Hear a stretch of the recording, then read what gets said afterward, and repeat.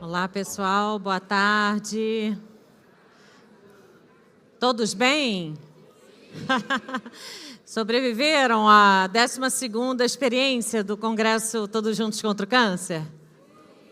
Foi legal? Nossa, a sala está lotada. Obrigada para quem está em casa e ficou com a gente até esse momento do encerramento. Esse é o nosso último painel. Muito obrigada para quem ficou aqui presencial também. E eu quero começar dizendo que eu estou muito feliz. Oi, Cortella, tudo bom? Daqui a pouco você vem. Quero compartilhar com vocês que eu estou muito, muito feliz, que essa edição foi incrível, pelo menos eu achei. A gente sentiu aqui que a audiência aumentou, tínhamos essa percepção, né? Desde o primeiro dia, uma sensação de que tinha mais gente nova pela primeira vez, o que para nós também é uma alegria, né? Poder falar para novas pessoas, trazer novos pacientes, novos profissionais, isso foi incrível. E aí eu pedi para trazerem os números, como eu sempre apresento para vocês os números, porque eu não queria ficar só na percepção, né? E vocês nem imaginam. Já eu falo. Mas, quantos aprendizados, né? 3 dias intensos, desde o momento da abertura, com aquele baita debate, cheio de especialistas, até hoje. Foram 3 dias que eu espero que todos lembremos, né? Que nós do movimento, e quem quiser também fazer parte, já aproveito para fortalecer o convite, que vocês também possam integrar os grupos de trabalho, porque nós do movimento assumimos sempre, a cada ano, depois do Congresso, de recolher, né, os principais encaminhamentos dos principais debates aqui colocados, os insights, falas poderosas, né, que vão nos ajudar a transformar a realidade da atenção oncológica. E, só para lembrar, também esse ano temos o De Olho na Política. Vocês pegaram o QR Code lá na abertura? Quem não pegou, não tem problema, depois entra no nosso site e acessa lá, porque é muito importante para nós que a gente intensifique esse compromisso de monitorar a implementação da política, tá? O Congresso termina, mas o trabalho do movimento nunca acaba, nunca. Ele é constante e nós precisamos de vocês. Bom, quero compartilhar agora os números, mas já vou iniciar fazendo um enorme agradecimento e pedindo um reconhecimento através de palmas para os nossos voluntários, colaboradores da Abrale, nosso time da Abrale, que são os amarelinhos que vocês já conhecem, e todos os voluntários que nesses 3 dias, tem mais de 100 pessoas envolvidas, né, com essa organização e essa entrega para vocês, que nesses 3 dias, então, se dedicaram muitíssimo para entregar mais uma experiência que eu espero seja inesquecível para vocês também. Então, vamos aplaudir aos nossos voluntários e colaboradores.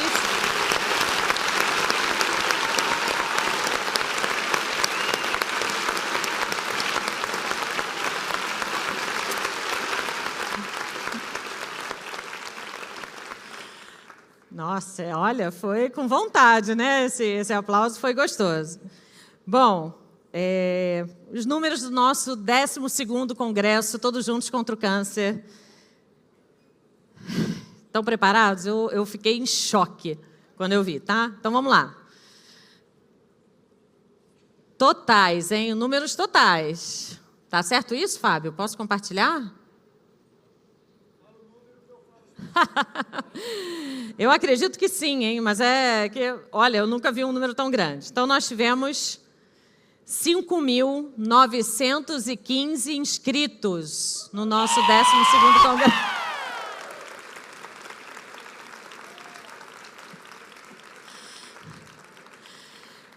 Presenciais, nós aqui, que estivemos juntinhos nesses 3 dias, 3.488 pessoas.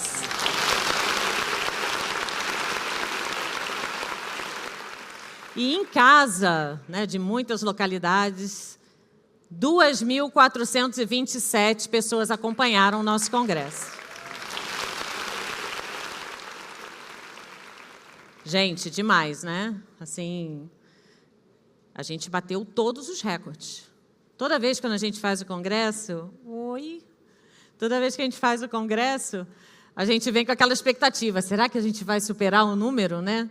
E não é só pelo número, é para alcançar mais pessoas, é para conseguir falar para mais pessoas, tocar mais pessoas, engajar mais pessoas nesse movimento tão importante. Então, eu estou muito feliz de compartilhar esses números com vocês. E aí a gente tem as categorias, olha. Não está na ordem aqui, mas vou tentar ordenar. Profissionais de saúde, 49,65%, tá?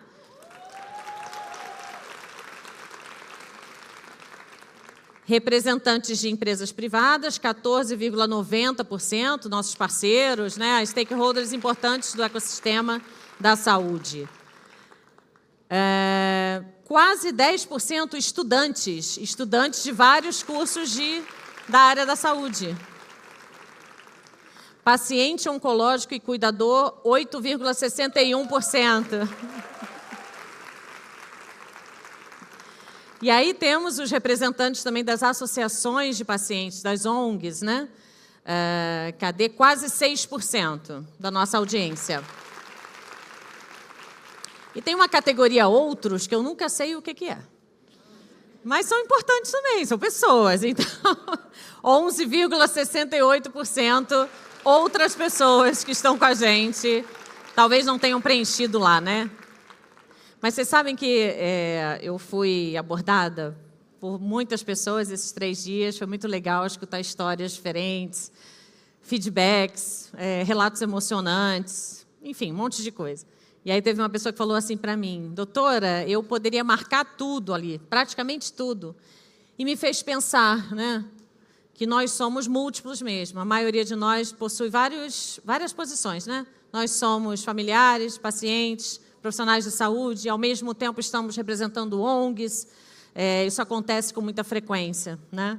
E se a gente não está ainda nessa categoria, e nem está no outros, que a gente não sabe o que é só para deixar uma mensagem de que precisamos mesmo entender que nós somos pacientes ou um dia seremos, não é? E somos amigos, familiares de pessoas que já foram tocadas também pela doença. Então, isso justifica estarmos todos aqui, para além de outras posições que a gente possa ocupar. Bom, sem mais delongas, vou fazer um pequeno resuminho. E para quem não veio, está em casa escutando, não conseguiu vir, não conseguiu participar de tudo, eu já vou deixar esse convite para vocês verem como que foi o nosso congresso. Sente só, a gente assistiu, tanto aqui quanto online, mais de 60 palestras, entre painéis temáticos sobre atenção oncológica, as várias etapas, né, do processo de cuidado, simpósios multidisciplinares também. Vocês gostaram dos simpósios? Foi bem multi, né? A gente tentou trazer o máximo de especialidade possível, que todas elas integram o cuidado. Tivemos as palestras satélites e muito mais, né? Mas, olha, mais de 60 conteúdos. Contamos com mais de 200 palestrantes, que com certeza brilhantaram.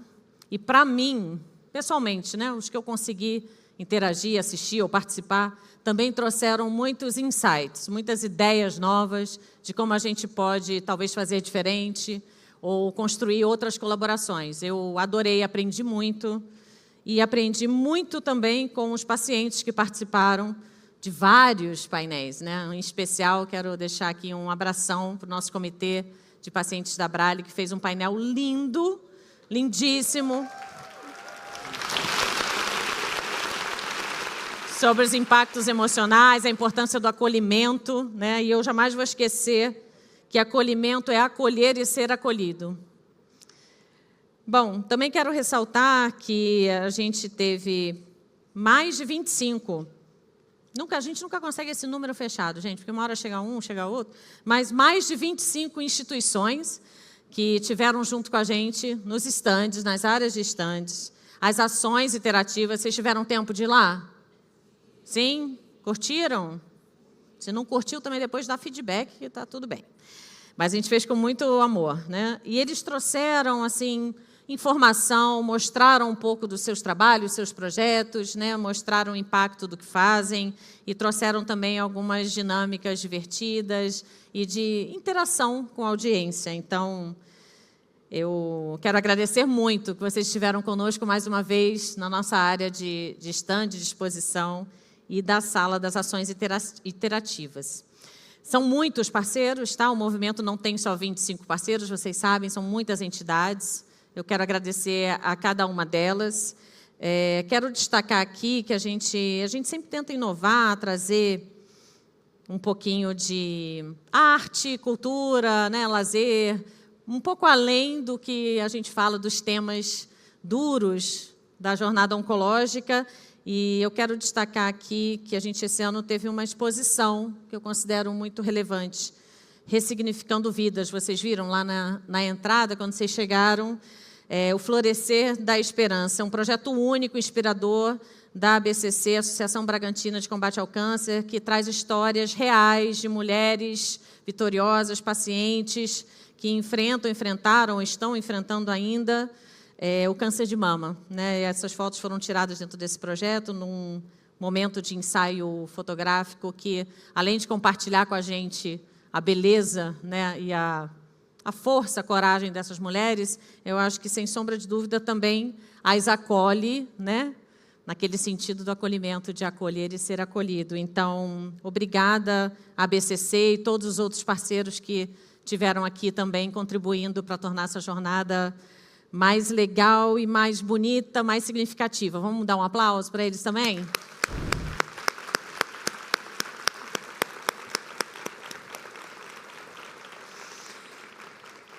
Pois bem, olha, eu agradeço imensamente, tá? A presença de cada um de vocês, a dedicação de terem parado os seus trabalhos, suas vidas, de terem vindo viver essa imersão com a gente. Realmente, somente com vocês, juntos e envolvendo outras pessoas, que a gente consegue construir esse futuro que a gente tanto deseja, né? Onde o tratamento oncológico adequado não é sorte. Eu acabei de sair de um painel agora onde eu falei isso. Não pode ser sorte, tem que ser acesso para todos nós, para todo mundo. Então, que a gente possa seguir com Todos Juntos contra o Câncer e esperem o 13º, que ele vai vir com um monte de coisa legal. Estou aberta a sugestões, ideias, feedbacks. Fábio também, ele já me olhou ali preocupado, mas a gente vai ter um monte de inovação ano que vem, Fábio. Nem sei se a gente vai caber, bom... Depois a gente conversa sobre isso, vai ser o 13º e eu espero vocês no próximo ano. E para a gente fechar com muita alegria, com uma fala gostosa, empática e acolhedora, com chave de ouro, esse ano a gente quer receber no palco alguém muito especial, que a gente tem um carinho grande, vocês o conhecem muito bem. É o professor, filósofo, escritor, com mais de 50 e não sei quantos livros publicados que inspiram, Mário Sérgio Cortella, que vai falar para a gente sobre a sorte segue a coragem. E eu quero pedir com isso que vocês o recebam com muito amor e carinho. Um beijo no coração, um abraço a todos e até o próximo ano, tá? Tchau, tchau.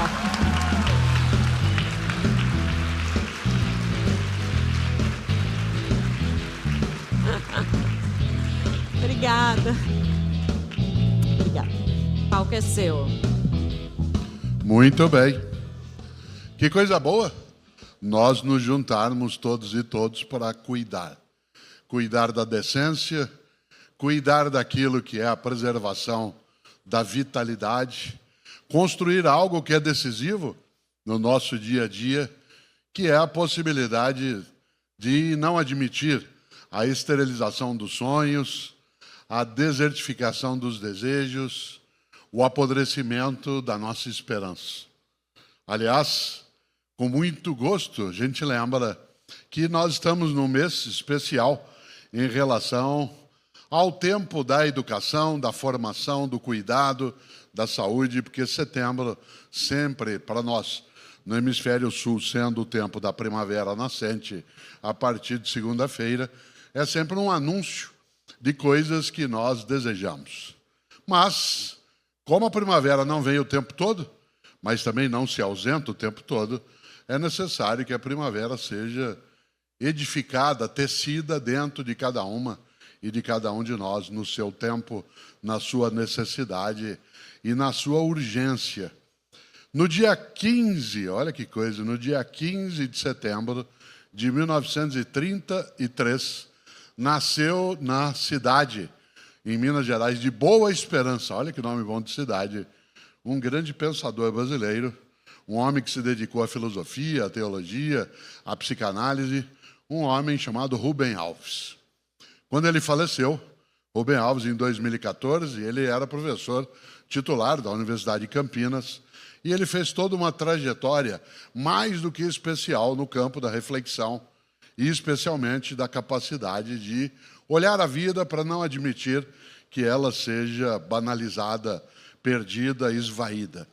E Rubem Alves, que, como eu disse, vivo estivesse, ele nasceu em 15 de setembro, portanto, nessa semana, lembramos, 15 de setembro de 1933, ele, tendo a idade que teria agora, sem dúvida traria de novo para nós algo que quem está no teu campo de ação, na tua convivência no dia a dia, sabe bem.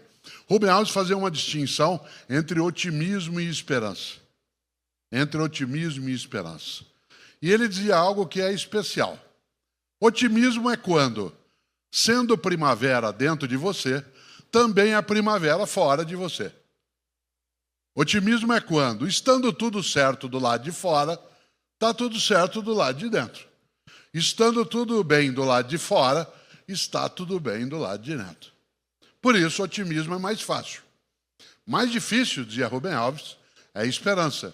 Porque a esperança é quando, não estando tudo bem do lado de fora de você, tem de ficar bem do lado de dentro de você. Isto é, otimismo é, solta o corpo. Está tudo ótimo, vá vivendo. Esperança é quando, não estando tudo ótimo, você precisa fazer a força do ótimo, a força da procura, a força da busca dentro de você. E como é parte da reflexão aqui hoje, não é uma questão de sorte. Claro que se nós entendemos a sorte como sendo a casualidade, a circunstância favorável, há várias situações que a gente poderia entender como sorte. Exemplo concreto, eu não escolhi nascer no ano que nasci. Eu nasci em 1954, numa família em que meu pai era bancário, minha mãe professora. Eles, paulistas, foram para o interior do Paraná, quando aquela área do norte do Paraná decolava em termos de formação. Portanto, eu nasci numa família com estrutura, não foi escolha minha. Nasci numa região absolutamente fértil, e quando eu tinha 13 anos de idade, vivendo eu numa cidade de 120 mil habitantes, meu pai veio para São Paulo para trabalhar e minha mãe também. E eu vim junto. Eu saí de uma cidade pequena para uma cidade imensa. Quando eu para cá vim, São Paulo já tinha 5 milhões de habitantes. Portanto, eu passei a conviver com outras perspectivas, outros aromas, outros conhecimentos, outras pessoas. Tudo isso auxiliou a minha formação. De tudo que eu falei até agora, nada foi escolha minha. Não fui eu que escolhi nascer naquela família, nem que meus pais fossem pessoas que desejavam a formação e a escolarização, nem me mudar para São Paulo durante a adolescência, quando eu explodi em termos de outras possibilidades, cinemas à vontade, museus para visitar, bibliotecas, coisas que eu não tinha na minha cidade de origem daquele modo. E é claro, nada, insisto, disso resultou de uma escolha direta minha. Foi uma circunstância favorável. Essa circunstância favorável a gente pode chamar de sorte. Sorte é uma circunstância que você não escolheu, mas que ela te favorece, ela te auxilia, ela te ajuda. Evidentemente que a ideia de sorte, ela não pode se aproximar da noção de bênção, que é um conceito mais religioso. Sorte é você ter algo que te auxilia, que não foi você que procurou imediatamente, não é causado por você imediatamente, mas que, sem dúvida, de nada adianta se ela estiver ao teu lado e você não aproveitar. Exemplo concreto, ter me mudado com a família para São Paulo com 13 anos de idade é uma circunstância que poderia ou não ser de sorte. Poderia eu me conformar, me retrair e passar o tempo todo dizendo: a minha cidade que era bom, aqui não tem nada que eu gosto, para que tudo isso? É muito ruído. Ou a decisão que eu tomei, que foi de ir conhecer a cidade, de ir buscá-la. Eu, aos 13 anos de idade para 14, eu fazia uma coisa que eu aprecio em tal de São Paulo, na Avenida Angélica. E aí, por ali passava uma linha de ônibus chamada Avenidas. Essa linha ela ia pela Angélica, ia pela Paulista, depois ela entrava na Liberdade, passava no centro, fazia toda uma volta e retornava. Eu pegava o ônibus, na Angélica, sem ter para onde ir, exceto fazer o circular. No dia seguinte eu pegava um que fazia a Lapa. No outro dia eu pegava um que fazia Santo Amaro. Para quê? Para conhecer um pouco. A sorte segue a coragem significa que de nada adiantaria eu ter sido favorecido pela situação, pelo episódio de vir para cá, se eu não fosse também aproveitar aquilo e buscar. Uma parte de nós, em larga escala, tem situações que são prejudiciais. Tem circunstâncias que você não escolheu e que te prejudicam. A isso nós chamamos azar. O azar é a circunstância que você não escolheu e que te prejudica, enquanto a sorte é a situação, a circunstância que te favorece e que você também não escolheu. Tem como aproveitar a sorte. O azar você tem que enfrentar. Por exemplo, câncer. É um azar no sentido, digamos, que a gente entenderia, mas é natural que seja, mas não é obrigatório que seja. Ah, mas isso aí, como disse aqui a doutora há pouco, a gente ou teve, ou tem, ou poderá ter. Mas uma parte das pessoas não o tem. Aquelas que têm não escolheram ter, exceto alguns pelas práticas que não necessariamente deveriam ter. Por exemplo, ex-fumantes como eu. Que alertadas que fomos durante décadas, deixamos de lado. Até que, em 2022, eu tive que tirar, meu lobo médio no pulmão. Estou bem, no sentido de deu tempo. Qual é a sorte disso? Em princípio, estar numa condição, numa cidade, como é o caso de São Paulo, onde você tem uma estrutura, mas também, por outro lado, a disposição, a procura, a busca. Isso significa que, nesse movimento entre sorte e azar, o que é decisivo no meio de tudo é a coragem. Olha que coisa curiosa. Quando eu digo, você não escolheu, se você é alguém que tem uma doença, você não escolheu tê-la, exceto algumas que a gente pode facilitar, como essa que eu mencionei agora. Mas, no mais das vezes, você não desejou, você não buscou. Tanto que nós estamos agora no Setembro Amarelo, buscando lidar para que pessoas que tenham a intenção de fazer o que não devem, ou não seria necessário, olhando de outro lado, que o fizessem, que não façam. Nessa hora, volto exatamente a esse ponto. A sorte segue a coragem. Isto é, você tem a circunstância, ela é favorável e você precisa buscá-la. Buscá-la em que sentido? Quem é caipira como eu, nasci em Londrina, nós no interior usamos muito uma expressão que diz que o cavalo não passa arriado 2 vezes. Atenção, não basta um cavalo passar arriado para que eu possa aproveitar aquilo. Eu preciso estar prestando atenção para ver se tem cavalo passando. Eu preciso saber montar. Eu preciso imaginar que aquilo exige uma certa habilidade. Não é suficiente que o cavalo passe arriado. Por isso, quando se diz a sorte segue a coragem, a ideia central disso é que a coragem, ela é algo como uma competência, uma busca, uma procura elaborada. Ela não é uma emergência súbita de algo que ilumina, vem e nos captura. Nesse sentido, volto a esse polo. Coragem não é ausência de medo. Coragem é a capacidade de enfrentar o medo. Evidentemente, precisa coragem para ser otimista? Lembrando Rubem Alves, quase nada. O otimismo, digo de novo, é quando tudo é ótimo do lado de fora, está tudo ótimo do lado de dentro. Solta o corpo e vai. Difícil é a esperança. Quando não estando tudo ótimo, você tem que construir aquilo que precisa sê-lo dentro de você. O otimismo não requisita tanta coragem, mas a esperança sim.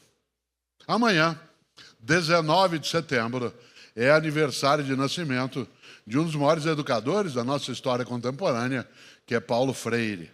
Paulo Freire nasceu no dia 19 de setembro de 1921, na cidade do Recife. Paulo Freire, que era advogado. Muita gente acha que Paulo Freire era pedagogo, mas ele era advogado. Aliás, o doutorado dele é no campo do direito e da filosofia. Paulo Freire é um advogado, o que mostra que alguns advogados têm salvação. E eu falo isso brincando, porque minha filha é advogada criminalista e ela se chateia de modo humorado quando eu brinco com ela, né, sobre isso. Paulo Freire, um homem que não é imune a debates nem críticas, e nem recusaria sê-lo.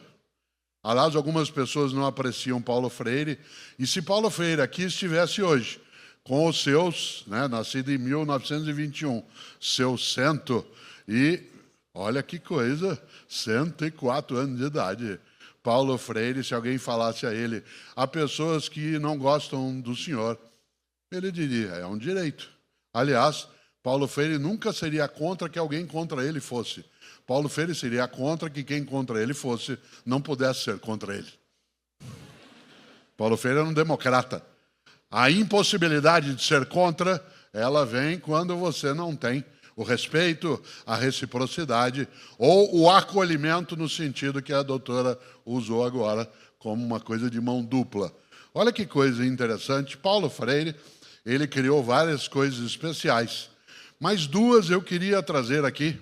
Uma é uma fala que ele fez na Bahia, no sertão baiano uma vez, e que ficou registrada num dos seus textos, quando Paulo Freire disse, atenção, se você não fizer hoje o que hoje pode ser feito e tentar fazer hoje o que hoje não pode ser feito, dificilmente fará amanhã o que hoje deixou de fazer. Atenção, se você não fizer hoje o que hoje pode ser feito e tentar fazer hoje o que hoje não pode ser feito, dificilmente fará amanhã o que hoje deixou de fazer. Isto é, a ideia da oportunidade da circunstância. A sorte que será não só acolhida, como trabalhada, mexida. Portanto, a noção de disposição, de busca, e não apenas da expectativa. Mas Paulo Freire é autor de uma ideia que circula também em larga escala. Eu falo isso com muita frequência. Ele dizia, é preciso ter esperança, mas tem de ser esperança do verbo esperançar. Porque tem gente que tem esperança do verbo esperar. E esperança do verbo esperar não é esperança, é espera. Ah, eu espero que dê certo, espero que aconteça, espero que resolva. Isso não é esperança, é espera. Esperançar é ir atrás, é se juntar, é não desistir. Esperançar é se mover com outras pessoas em busca daquilo que é necessário fazer. Esperançar é organizar uma ação de solidariedade, de voluntariado, que mostra o que é fraternidade na prática. Isto é, a organização de associações, de ONGs, de sistemas de apoio, de luta por políticas públicas que sejam inclusivas e universais, tudo aquilo que permite que a gente não faça o que eu vou fazer agora. Não faça o que eu vou fazer agora, que é simplesmente sentar e dizer assim, que horror, alguém tem que fazer alguma coisa.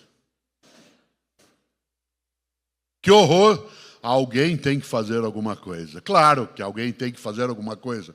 Aqui estão, e por aqui passaram, mais de 5 mil pessoas, presencialmente ou virtualmente, que acham que não só é preciso fazer alguma coisa, como você também o fará.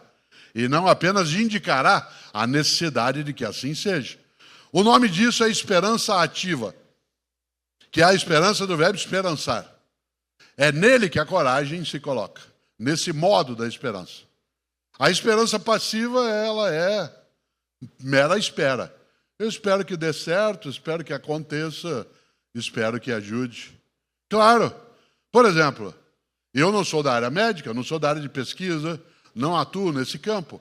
Há situações que eu espero que a ciência busque, mas há outras pessoas entre nós que elas não podem esperar, elas têm que esperançar, elas têm que buscar, ir atrás, se juntar, encontrar, disputar. Interessante, porque quando Paulo Freire lembra, é preciso ter esperança, do verbo esperançar, a recusa maior é a ideia de o que eu posso fazer? Aliás, todas as vezes que alguém se depara com uma situação complexa, seja um profissional de apoio, seja alguém da família, seja um paciente ou uma paciente, uma das coisas mais sérias é o modo como nós dizemos essa frase que eu disse agora e que eu vou dizer agora, de dois modos. O primeiro é um modo desalentado, desanimado, um modo que, acima de tudo, é sem coragem, que é o que eu posso fazer? É essa frase, o que eu posso fazer, com 3 pontinhos. Isto é, com reticências. Há um outro modo de dizer, viver e praticar essa frase, que é a mesma frase, entendida e trabalhada de uma outra forma, que é o que eu posso fazer? Isto é, a primeira vez a frase foi enunciada com reticência. Na segunda, ela é anunciada com um ponto de interrogação. Aqui há um grupo imenso de pessoas que estão presencialmente ou conosco de modo online, que, face à dificuldade, à turbulência, à agonia própria e de outras pessoas, no lugar do desalento e imaginar o que eu posso fazer, se colocaram a dizer o que eu posso fazer, isto é, o que é que está a minha capacidade a serviço de que algo seja feito. Eu, todas as vezes que eu me lembro dessa diferença entre gente que se marca pelo que eu posso fazer e a outra que é o que eu posso fazer, eu me lembro daquelas pessoas que, de modo real, e a minha percepção ela é simbólica também, andam às vezes em supermercado, né, em hospital, em shopping, em aeroporto, com um colete escrito atrás: posso ajudar? Posso ajudar? É interessante que tem algumas pessoas que parece que o colete delas é: posso atrapalhar? E o posso atrapalhar, em larga escala, vem com a pessoa que te desanima, que te desincentiva, que diz não há o que fazer. Interessante essa ideia. Volto ao ponto. Dentro deste trabalho, na luta contra o câncer, e é uma luta, vocês sabem que os gregos antigos, e a filosofia lida com isso também, os gregos antigos utilizavam, né, uma expressão para a luta que era agonia. Aliás, uma pessoa que está agonizando, ela está lutando para permanecer. E, claro, dessa expressão agonia, veio também um nome ligado ao mundo do espetáculo, do teatro, que era a pessoa que lutava à frente, que era o protagonista. E aquele ou aquela que lutava por trás, de modo subreptício, até malévolo para te pegar, que era o antagonista. São termos que se usa também no campo da saúde, o protagonista e o antagonista. Mas no caso específico, esta ideia central é o quanto que o nosso principal antagonista é a esperança passiva. É a esperança do verbo esperançar. É a esperança da reticência. O que eu posso fazer? Insisto, nessa hora, a sorte segue a coragem. Um dos maiores médicos desse país na história se dedicou à literatura. O mineiro Guimarães Rosa, nascido em Cordisburgo. Olha que nome bom para nascer numa cidade, a cidade do coração, Cordisburgo. Guimarães Rosa, que desenvolveu ação na área da medicina por um tempo e depois foi atuar no campo diplomático. Participou especialmente, né, de socorro a pessoas em situação de homicídio e fratricídio na Segunda Guerra Mundial e, portanto, auxiliou imensamente na Europa, né, o salvamento de muita gente que estava condenada, né, à sua execução. E o grande Guimarães Rosa produziu a obra mais clássica que você e eu conhecemos, nem todo mundo leu, mas todo mundo tem noção da ideia, que é Grande Sertão Veredas. Grande Sertão Veredas. O que é Grande Sertão? Você sabe, eu sei.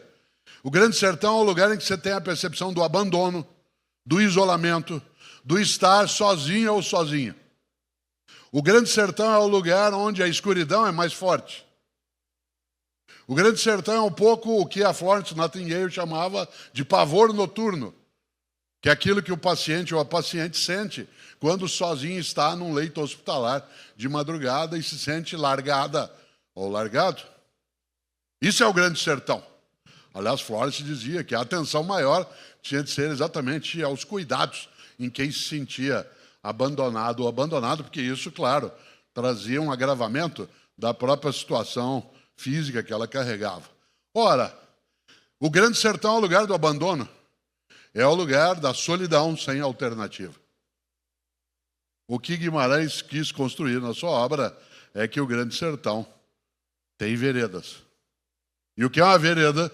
É uma saída, é uma alternativa.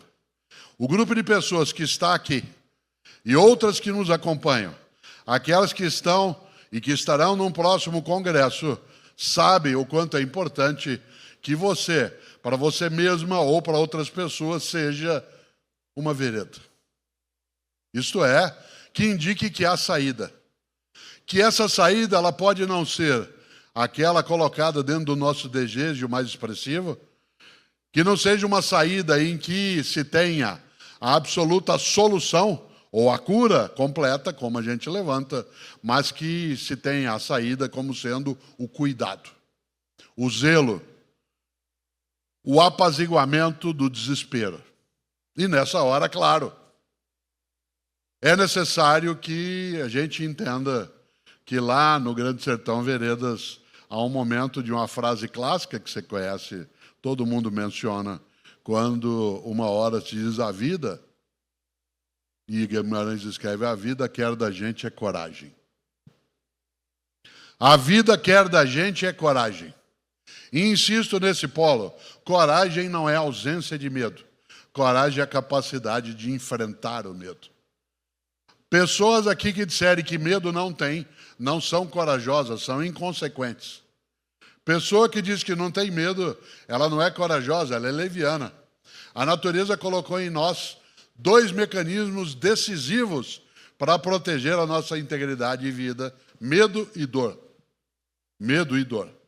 Nós não gostamos, mas são necessários. Medo e dor. A dor alerta, a dor anuncia, a dor previne. Ela em si é um sinal. Portanto, ela indica. Nós não queríamos ter, mas nós a temos, e ela sinaliza que algo precisa ser equilibrado, cuidado, tratado. A outra das formas de proteção nossa que a natureza encontrou, claro, é o medo. Uma pessoa sem medo, ela fica absolutamente desprotegida. Eu, Cortella, será que eu tenho medo de cair quando eu subir aqui agora essa escada? Claro. Não só eu tenho medo, que eu tive que subi-la com cuidado. Será que eu tenho medo de perder a saúde? Sem dúvida. Será que eu tenho medo dos meus filhos e filhas, netos e netas não serem decentes? Claro. Será que eu tenho medo que Cláudio, com quem eu sou casado, que aqui está, né, me deixe, né, por alguém mais jovem? Não faria, porque isso seria de uma tolice imensa. Não me deixar seria a tolice, seria o critério do deixar, a razão do deixar. Claro. Será que eu tenho medo de perder o humor da nossa convivência? Sim. O que você faz quando você tem medo? Enfrenta. Não confunda medo com pânico. Pânico é incapacidade de ação. Medo é estado de alerta. Pânico é incapacidade de ação. Medo é estado de alerta. Por exemplo, eu ajudei a cuidar de meus filhos e filhas, netos e netas, e uma das coisas que a ele se ensinou é, por exemplo, ao atravessar uma rua, atenção, tenha medo de ser atropelado. Mas não deixe de atravessar, prepare-se para fazê-lo. Coragem não é uma disposição eufórica. Vamos que vamos, primeiro a gente enlouquece e depois vê como é que fica. Coragem é a competência preparada. Nessa hora, claro. Será que eu tenho medo de me afogar? Claro, para isso eu aprendo a me cuidar, a nadar. Insisto na ideia. Coragem não é ausência de medo. Recebe você, recebo eu, um diagnóstico, por exemplo, de câncer. Você tem medo? Ainda bem. Você tem pânico? Às vezes. É muito difícil, é muito impactante, e por isso, num primeiro momento, você se sente no grande sertão, sem vereda. Se sente naquilo que é a impossibilidade de encontrar um caminho. E é claro que a vereda está quando outras pessoas, ou você, na tua própria meditação, vai encontrando trilhas de saída.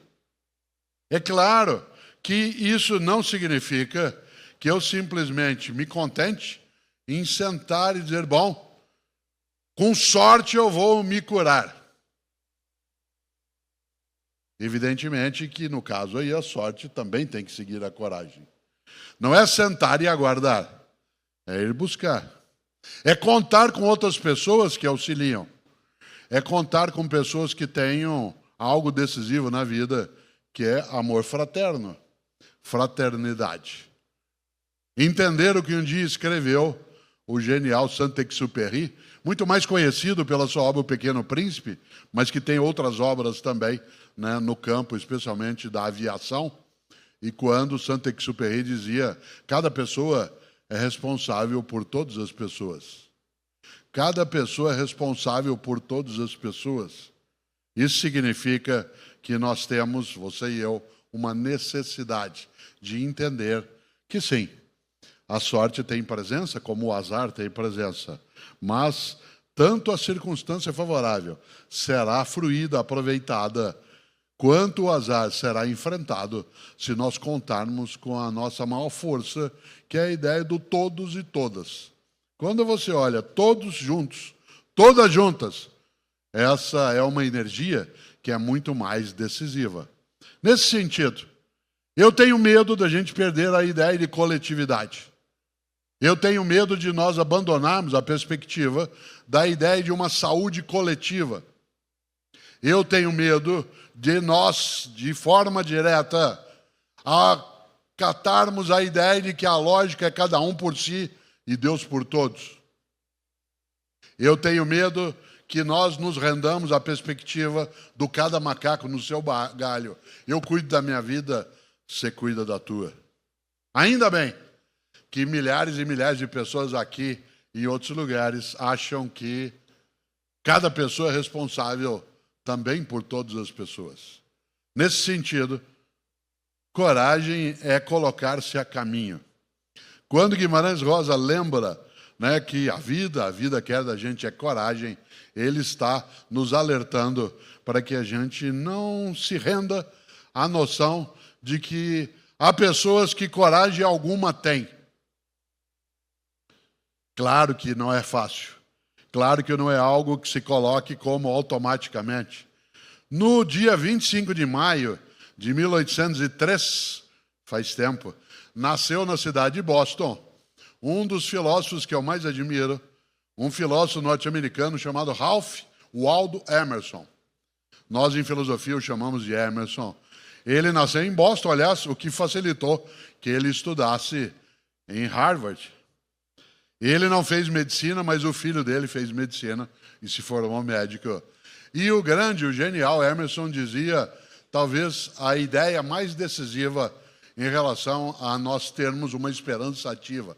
Ele escreveu um dia, Emerson, como um conselho para você e para mim e para qualquer pessoa. Torna-te necessário a alguém. Torna-te necessária a alguém. Torna-te necessário a alguém. Torna-te necessária a alguém. Não basta que eu seja, eu, Cortella, necessário apenas para mim mesmo.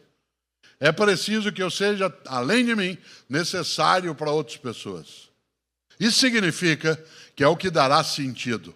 Olhando o que aqui está, da intenção à transformação, essa passagem entre intenção e transformação, ela requer, sim, coragem. Existe sorte em várias situações. Por exemplo, jamais se teria um 12º como esse, tão expressivo, não fosse o mundo digital. O mundo digital favorece a presença, favorece o chamamento, favorece a participação. Quando do primeiro, você não tinha uma expressividade tão grande em relação ao uso de redes sociais, a convocação, a possibilidade agora, com tecnologia, de que nos acompanhem, né, pelos lugares que estiverem, na maneira como estão fazendo. Quando Catarina disse que o 13º será melhor ainda, eu até pensei que você estava falando de salário, né? Mas era o 13º congresso, né? Uma das coisas, ela falou, aí todo mundo se animou, que você falou o 13º será muito bem-vindo, a gente acha também, né? Uma das coisas boas é que esse grupo de homens e mulheres, presentes ou virtualmente, sabe muito bem que há circunstâncias positivas, favoráveis, mas de nada adianta elas existirem se elas não forem aproveitadas, trabalhadas, buscadas. Isto é, entre a intenção e a transformação, tem um passo decisivo. E esse passo se dá a partir, talvez, do conteúdo da letra de uma das músicas que eu mais aprecio, do Gonzaguinha. Segunda-feira, agora, próxima, dia 22, é aniversário do Gonzaguinha, que nasceu no Rio de Janeiro, no dia 22 de setembro de 1945, um homem genial. Infelizmente, morreu jovem, em 1991, num acidente de carro no meu estado, no Paraná. Mas o Gonzaguinha criou um dia uma música que, na minha área de origem, que é a escola, a gente canta muito, que é o que é o que é. Viver e não ter vergonha de ser feliz. E cantar, e cantar, e cantar. Pois bem, você conhece a música, eu também. Ela pode ser cantada de um modo de auto-engano, fingindo que está tudo ótimo, fingindo que as coisas estão acontecendo e está tudo perfeito, o que é tolo. Ninguém transforma auto-enganando, brincando de poliana, achando que está no melhor dos mundos. Tudo bem, vai dar certo. Vai dar certo se a gente fizer que dê certo. Vai acontecer se nós formos buscar. Essa música do Gonzaguinha tem o verso mais forte para mim. Aliás, não tenho a menor dúvida, que é o que leva esse espaço aqui a estar lotado. Leva esse grupo de pessoas a estar aqui, assistindo a uma reflexão que, para o teu desespero, vai até às 18h15. E sem imaginar, você ainda tem 21 minutos de desespero. Você já imaginou? Gonzaguinha na música canta, num determinado momento, acho que você lembra, a vida devia ser melhor. E será. Atenção, pode parecer pouco, mas esse é o passo. Esse é o passo. Se ele canta a vida devia ser melhor, claro que a música continuaria bonita, e o verso também. Mas ficaria só na expectativa, no desejo, na aspiração, na intenção. A segunda parte da música é que é forte. A vida devia ser melhor, e será. A primeira expressa uma intenção, a segunda, um compromisso. Quando eu digo a vida devia ser melhor, é um desejo. Mas quando nós dizemos e será, a gente tem que se comprometer de buscar fazê-lo. E eu nunca me esqueço, né? Há alguns anos, Cláudia e eu estávamos conversando com Giane Fonseca, que está aqui sentada, que é da área de fisioterapia, e ela manifestava a intenção de organizar algum tipo de trabalho com mulheres que tivessem sido submetidas a mastectomia radical no SUS e não tivessem condições, né, de fazer fisioterapia. E, portanto, como algumas depois relatavam, serem capazes, por exemplo, vocês sabem disso, em função da dificuldade com os braços, de abraçar o seu filho. Essa era a intenção. O que vem na sequência, e será. Aí ela, com um grupo de pessoas, organiza a Fisio-Onco, tal como outros aqui, tal como você no teu dia a dia, em relação a várias situações, no campo das patologias, dos cânceres, dos atrapalhadores daquilo que é uma saúde mais completa. Você tem? A vida devia ser melhor. E será. Para que ela o seja, eu não posso cair numa armadilha. Quer dizer que a vida melhor é a vida sem problema, sem dificuldade, sem encrenca, sem turbulência. Isso não existe. Eu gostaria muito de ter uma existência sem antagonismos, Eu gostaria muito de ter uma vida sem atrapalhadores. Lamento. Aparício Torelli, um gaúcho que apelidou a si mesmo de Barão de Itararé, dizia uma frase que eu não sei se ela vai ficar clara, falando eu para vocês agora. Ele dizia: tudo seria mais fácil se não fossem as dificuldades. Não sei se vocês concordam com ele. Tudo seria mais fácil se não fossem as dificuldades. Você diz, é óbvio. Cuidado. Há pessoas que elas se ancoram naquilo que é a não existência imediata da facilidade para valorizar exclusivamente a dificuldade. Por isso, a vida devia ser melhor, passo à frente, e será. Isso vale demais como percepção. Eu gosto muito de lembrar meu pai Antônio, que já faleceu, minha mãe Emília também, pessoas extremamente corajosas, né, construíram uma história, uma vida, enfrentaram turbulências, fizeram coisas que era necessário que se fizesse. E não sem temer, ao contrário, mas agindo junto, né, eles conseguiram várias coisas positivas. Deixaram frases, ideias, formações. Minha mãe usava uma frase que toda vez que eu posso eu ponho no circuito. Ela dizia: filho, cuida do corpo direitinho, que você cuidar do corpo direitinho dura a vida toda. Claro. Para isso eu tenho que cuidar. Fazer fisioterapia com a Jane. Cláudia me obriga a fazer musculação. Eu odeio musculação. Eu detesto. Mas eu faço. Eu falo, para quê? Para quê? Para que quando eu me for disser, nossa, vou deixar um cadáver saudável. Olha, está tão bonitinho, corado, musculoso. A questão não é como será, como daqui lá. Isso pode ser. Isso tem de ser do modo mais vitalizado possível. Não é a vitalidade plena, porque isso a medicina tem até dúvida para afirmar em que fase da vida isso estava em nós. Mas é, sem dúvida, a ideia de, como dizia a dona Emília, a noção de cuida do corpo direitinho, que você cuidar dele direitinho dura a vida toda. Ele diz assim, mas a gente não tem a vida toda. Mas enquanto a tem, a gente cuida. Ah, mas está difícil, eu tenho uma doença difícil. Sim, mas a gente cuida para que, enquanto a gente tem, que ela seja cuidada. E, nesse sentido, não cuido nem você sozinho. Mas meu pai tinha uma forma de lidar com algumas questões que eu quero trazer à tona, aproveitando esses 16 minutos até a tua libertação.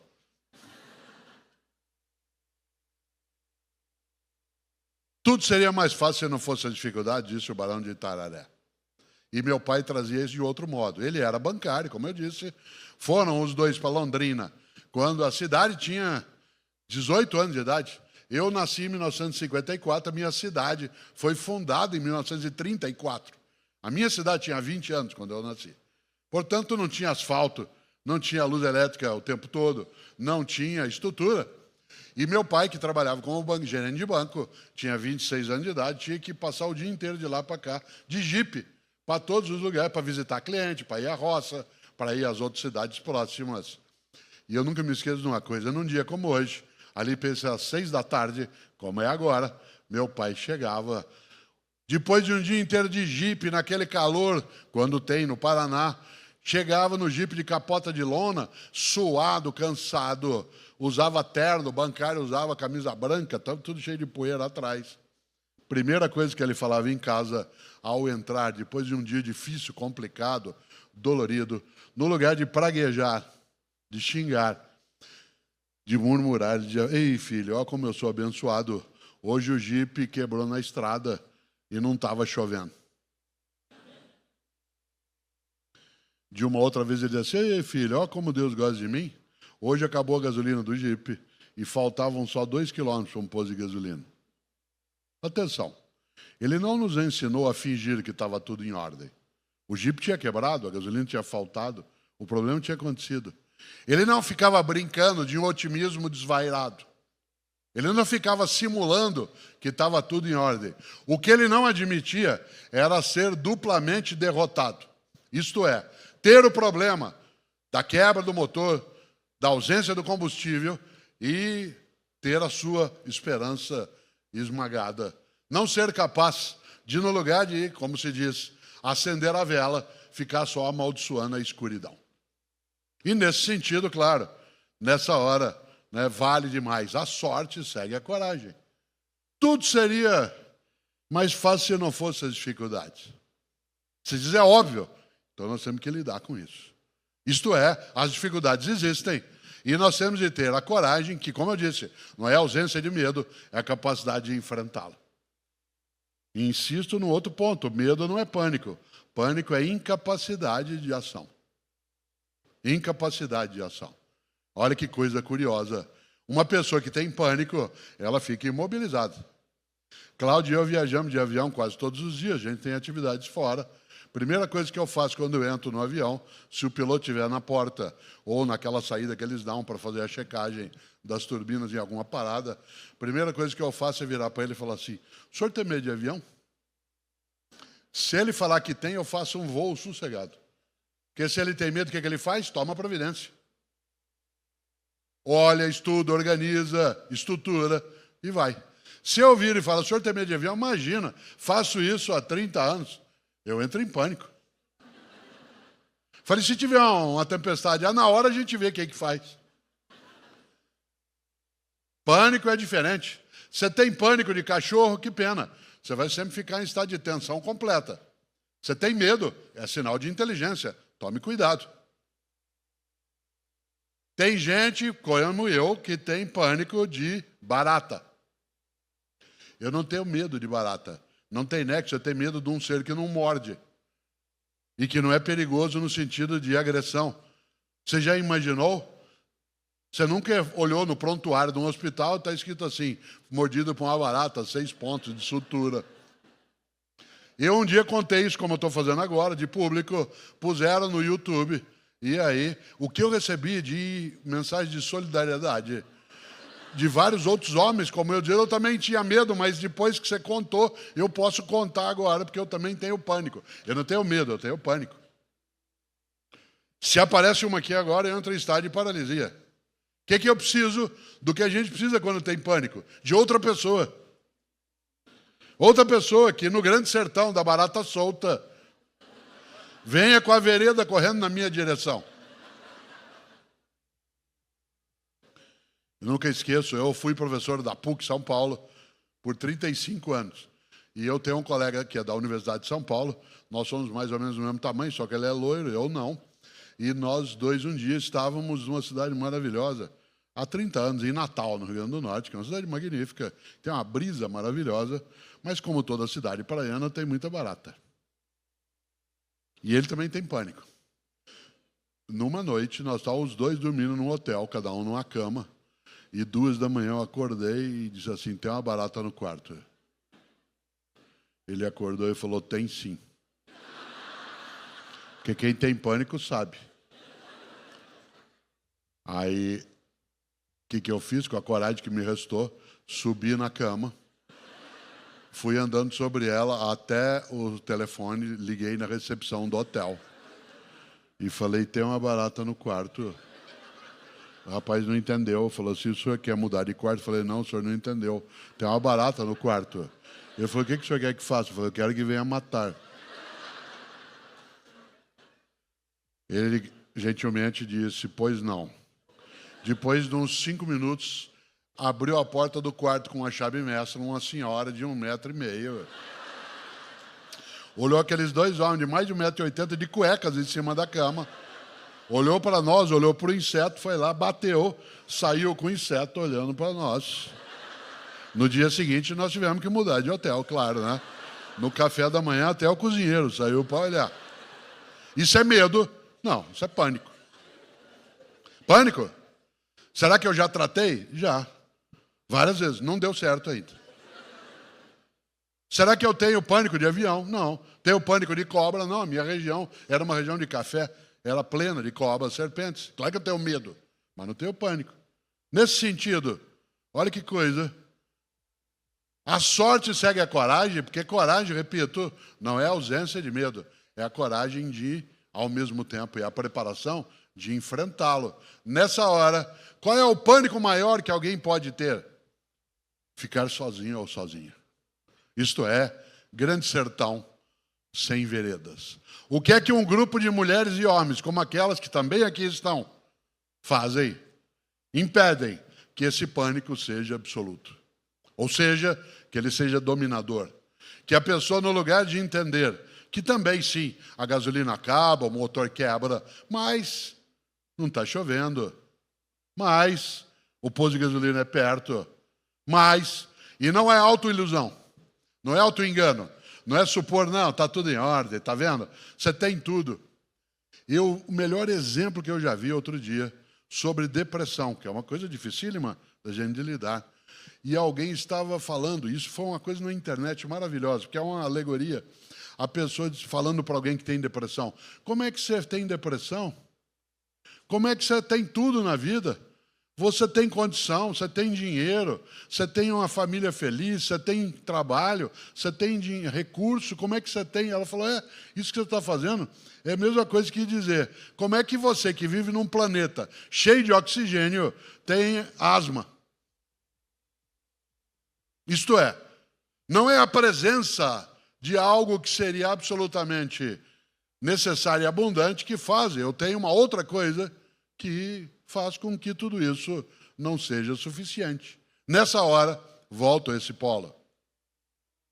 Eu sou casado com uma libanesa e o poeta libanês que eu mais admiro, Khalil Gibran, dizia: as grandes dores são mudas. As grandes dores são mudas. A coisa mais expressiva do trabalho que pessoas fazem no voluntariado, no apoio, na formação médica, na enfermagem, na fisioterapia, né, na terapia ocupacional, na nutrição, em todas as mais de 35 áreas que estão no setor de saúde, é serem capazes de desemudecer, aliás, as pessoas que não têm vereda. E não é que não tem vereda no sentido de que ela não tem cura, porque muitas situações elas são complexas, mas ela não tem como respirar mais, como desafogar, como tirar de dentro dela o desespero. Por isso, aproveitando que você ainda tem 6 minutos, né, para poder se libertar, porque sempre há uma libertação, e é bom, a ideia central é a vida devia ser melhor, e será.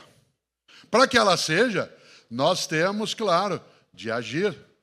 A ideia da esperança ativa trazida por Paulo Freire, a ideia marcante de nós não termos algo muito perigoso.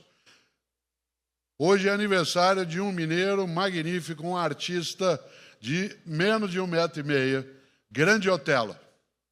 Nascido em Uberlândia, Sebastião Prata foi apelidado de Grande Otelo. Aliás, quem deu o apelido para ele foi, né, esqueci o nome agora, que fez Cidadão Kane, Orson Welles. Orson Welles, o grande cineasta que deu a ele o apelido, e o genial, Grande Otelo. Em 1969, quase ninguém aqui tinha nascido. E alguns, como eu, tinham, mas não temos tanta memória ainda. E é interessante, em 1969, foi lançado o filme Macunaíma. E o Macunaíma aqui, claro, reproduz ali no cinema a obra do Mário de Andrade, do grande paulistano Mário de Andrade, criador da expressão Pauliceia desvairada, que é o nome de um dos livros dele. Mário de Andrade, que foi alguém que ajudou muito a cultura brasileira e a educação paulistana. Aliás, eu fui secretário de Educação na cidade de São Paulo, e uma das coisas que eu sempre lembrava é que foi Mário de Andrade que criou a rede municipal de ensino na capital paulista, ao criar as escolas municipais de educação infantil, que ele chamava de parque infantil. Quem mora em São Paulo já circulou, já viu que tem algumas escolas antigas nas praças, na Praça da República, no Parque Buenos Aires, na Praça da Luz. Ele montou escolas, porque ele dizia que as crianças tinham que ter muita brincadeira para aprenderem com alegria. E Mário de Andrade escreveu Macunaíma em 1928 e em 1969 o filme foi feito. Tem 2 Macunaímas. O Macunaíma branco, que no filme é feito pelo gaúcho, Paulo José, e o Macunaíma preto, que era o grande, o genial, Grande Otelo. Pois bem, a cena mais expressiva do Grande Otelo é que ele, o tempo todo, ele fica assim, olha para mim se você puder. Parênteses, por que eu disse olha para mim se você puder? Porque pode haver pessoas entre nós que não enxergam com os olhos, que enxergam com os ouvidos ou com os dedos. E nós precisamos parar de deixar de lado as pessoas que, tendo uma diferença, não são desiguais. Se eu digo, olha para mim, eu estou criando uma condição de exclusão. Claro. Eu nunca tinha feito palestra, por exemplo, só para cegos. E há uns 25 anos fui fazer uma no Centro Cultural São Paulo. E ali, para começar a fazer o que é que tinha 400 cegos no auditório. Eu nem saberia como fazer, nunca tinha falado só para cego. Enquanto eu falava, veio a estranheza. Ninguém olhava para mim enquanto eu falava. Metade olhava para lá, outra metade para lá. Depois que fui entender, olhava para a caixa de som. Segundo, durante a palestra fui fazendo bobagem. Eu dizia assim, vejam bem. Mas uma hora fiz uma bobagem imensa. Eu disse, gente, lembra daquela cena do ET, do voo das bicicletas? Aí um cego aqui na frente falou, professor, a gente não viu a cena, a gente é cego. Aí eu fiz a bobagem maior. Eu disse, você me desculpe. Ele disse, não tenha pena de mim. A gente é cego, a gente não é tonto. Descreva a cena. Descreva a cena. Ele não estava me ofendendo, ele estava me ensinando. Ele está dizendo, não tenha pena de mim, me ajude. Não tenha pena, me ajude. Não tenha pena, me ajude. Essa é a ideia de você ter uma vereda no Grande Sertão que apareça assim como fraternidade e como apoio, mas sem aquilo que o Grande Otelo fazia no filme, que era o tempo todo dizer assim, ai, que preguiça. Ai, que preguiça. Gente preguiçosa não ajuda, não auxilia, não participa, só reclama. Gente preguiçosa é aquela que mais fala, que horror, alguém tem que fazer alguma coisa. E nessa hora, aproveitando que a gente está fechando, quando eu estava entrando, para minha alegria, muitas pessoas na passagem, tira uma foto comigo, é gostoso imaginar que alguém queira guardar ali uma lembrança. Eu não tenho, houve uma época que eu tirava foto com todo mundo ao final do evento, hoje eu não tenho mais como fazê-lo, seja porque eu sou idoso, sou paciente de risco e tenho uma condição adicional também, então eu não faço. Para não ficar o tempo todo de máscara na situação, eu faço uma coisa que a gente poderá fazer ao final, depois que a doutora fizer o encerramento. Como eu não faço mais uma foto individual, mas sempre tem uma outra pessoa que tira, e se você tirar, você posta. É gostoso, né? Eu sou exibido, você posta, né? Fica bom. Quando nós terminarmos depois do encerramento, se alguém tiver a intenção, eu vou ficar mais uns 5, 10 minutos caminhando no palco, que nem um caranguejo de lado, né? E você se aproxima e faz uma selfie, tomando cuidado para não cair em cima dos monitores, né, que estão aqui de lado. Às vezes você tem algum livro meu que a pessoa mostrava, você venha, põe o livro no peito, faz a selfie, você o livro e eu atrás, fazendo assim. O que é que isso significa? Vereda no Grande Sertão. Nessa hora, agora, às 18h15, na capital paulista, eu quero lembrar uma coisa. Viver e não ter vergonha de ser feliz. E cantar, e cantar, e cantar. Mas não é sempre que a gente canta. Não é o tempo todo. E poder cantar sempre não é uma questão apenas de sorte. É também, claro, a possibilidade de circunstâncias e buscar aquilo que a coragem carrega. Afinal, a vida devia ser melhor e será. E para que ela seja, a gente tem que juntar nossas forças, nossas alegrias, nossas marcas. Eu participei de um dos congressos da Abrale. Nossa saudosa lembrava isso sempre, quando nos encontrávamos em várias situações. E eu nunca me esqueço, como eu terminei aquela minha fala, e eu vou terminar hoje do mesmo jeito. A frase que eu mais aprecio nesse campo de estar junto é de um filósofo italiano de Nápoles chamado Luciano di Crescenzo. Luciano di Crescenzo era um executivo de alto nível de multinacional até os 50 anos de idade. Aos 50 anos de idade, ele deixou a atividade dele e foi ser professor de filosofia. E ele um dia escreveu, somos anjos com uma única asa, só voamos abraçados. Nós, humanos, somos anjos de uma asa só. A gente só voa abraçado. É por isso que quando a gente encontra alguém, que a gente abraça, a gente bate nas costas da pessoa para ver se a asa dela está ali. Porque se a asa dela não estiver ali, a gente está perdido. Aliás, enquanto eu falava hoje, vez ou outra, algumas pessoas aqui se abraçavam e batiam nas costas. Isso auxilia. porque é exatamente. Aliás, faça isso agora, levanta, levanta, abraça quem está com você, confira aí nas costas dela, se a asa dela está aí. Aquilo que você faz junto, no todos e todas juntos contra o câncer, na ideia de você não deixar de lado aquilo que permite que a gente construa a ideia de que a vida há de ser melhor e será. Veja com a asa alheia, para a gente voar mais longe, mais junto, com mais força, mais bonito. Olha só, somos anjos de uma única asa, somos anjas de uma única asa, só voamos abraçados. Por isso, o que eu desejo e agradeço?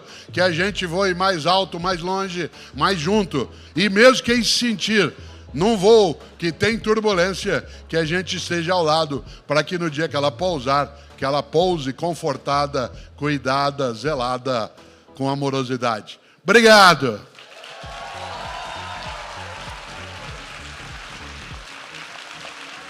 Que bom! Olha... Enquanto você fecha, eu vou ficar aqui escondido. Não, peraí, eu que não sou boba Agora nem vocês nada. podem sentar, que nem na igreja, pode abaixar. Eu que não pode sou boba abaixar. nem nada, eu vou tirar minha selfie, que eu vou aproveitar esse momento. Dá licença. Ó, o Eu privilégio, mereço, tá? né? Oh.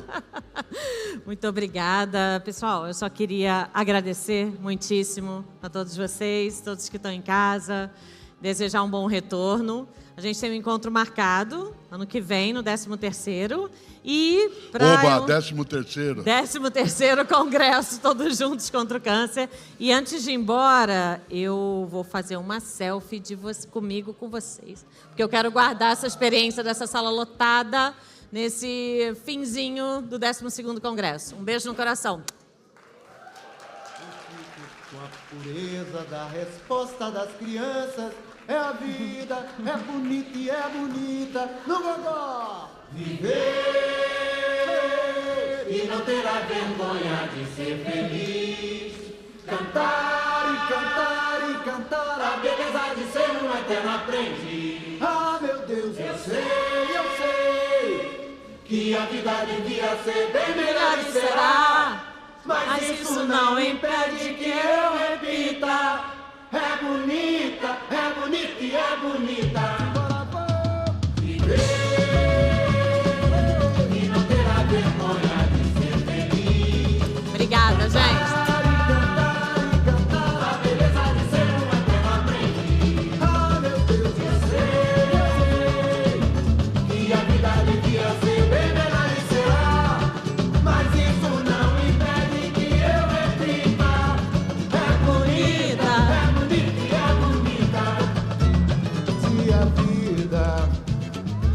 E a vida o que é de Calabernão. Deixa o som para mim, obrigado. Não enrola não, olha lá. Ó. Eu vou andar até lá, depois eu vou voltar. Vai dar tempo. Eu não estou assinando o livro porque eu não posso segurar. Mas você pode pôr o livro no peito, fazer a selfie, eu fico atrás. Peraí, vamos tirar uma. Cala, deixa essa música no fundo mais baixo do jeito que tá. E aí, ele não para, porque você não para para olhar. Olha lá, você pensa que eu não ouço direito? Sou professor. Olha lá, agora foi. Eu vou, não se desespere, que eu vou até lá e volto. Quem tirou, chispa. Cuidado que tem...